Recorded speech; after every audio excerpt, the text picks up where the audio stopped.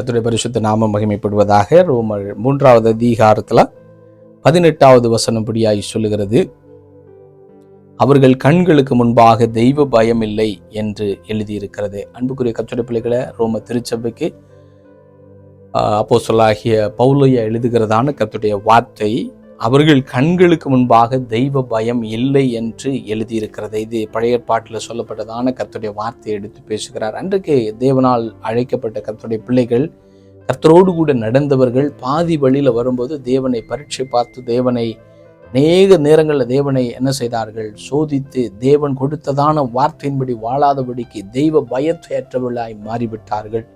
ஆனால் பாருங்க, அன்றைக்கு இருந்த அதே வார்த்தையை தான் அன்றைக்கு புது சுவாசத்தில் வந்த முதல் நூற்றாண்டு கிறிஸ்தவர்களுக்கு பவுலையா சொல்லுகிறார், நீங்களும் அப்படி மாறிவிடக்கூடாது, தெய்வ பயம் இல்லாதவர்களாய் மாறக்கூடாது என்று சொல்லி கர்த்தர் விரும்பித்தான் அவர்களுக்கு கற்றுக் கொடுக்கிறார். ஏனென்று சொன்னால், கடைசி காலத்துல வாழ்ந்து கொண்டிருக்கிற கர்த்தருடைய பிள்ளைகளை உங்களுக்கு எனக்கு ஆண்டவர் சொல்றாரு, கடைசி காலத்துல பிசாசானவன் தெய்வ பயத்தை மனிதனை விட்டு எடுபடுகிற எடுத்து நம்மை விட்டு மாற்றுகிற ஒரு காலம்.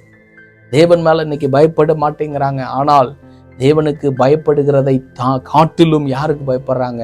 இந்த உலகத்தில் இருக்கிற சூழ்நிலைக்கு பயப்படுகிறார்கள், உலகத்துல உண்டாகிற ஆபத்துகளுக்கு பயப்படுறாங்க, இன்னும் சொல்ல போனா மேனேஜருக்கு பயப்படுறாங்க, வேலை செய்கிற இடத்துல உள்ள ஜனங்களுக்கு பயப்படுறாங்க.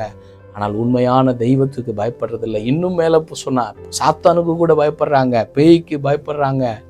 ஆனால் ஆண்டவர் உங்களை என்னை படைத்த தெய்வனுக்கு இன்னைக்கு அநேகர் என்ன செய்யறதில்ல, பயப்படுறது இல்லைன்னு சொல்லி கர்த்தர் துக்கப்படுகிறார். அதனால கடைசி காலத்துல தெய்வ பயம் அற்றொரு காலம்தான். ஆனாலும் கர்த்தருடைய பிள்ளைய, ஆண்டவரை அறிந்து அவரை விசுவாசித்து வந்த உங்களுக்காய் எனக்காய் கல்வாரி சிலுவையில் ரத்தம் சிந்தின அந்த ஆண்டவராக இயேசு கிறிஸ்து மேல ஒரு பயம் உண்டாக வேண்டும் என்று சொல்லி கர்த்தர் விரும்புகிறார்.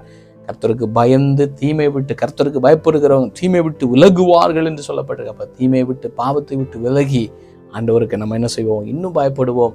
இயேசு கிறிஸ்து சீக்கிரமாய் வரப்போகிறார். அவருடைய வருகைக்காக நாம் ஆயத்தப்படுவோம். ஆமென்.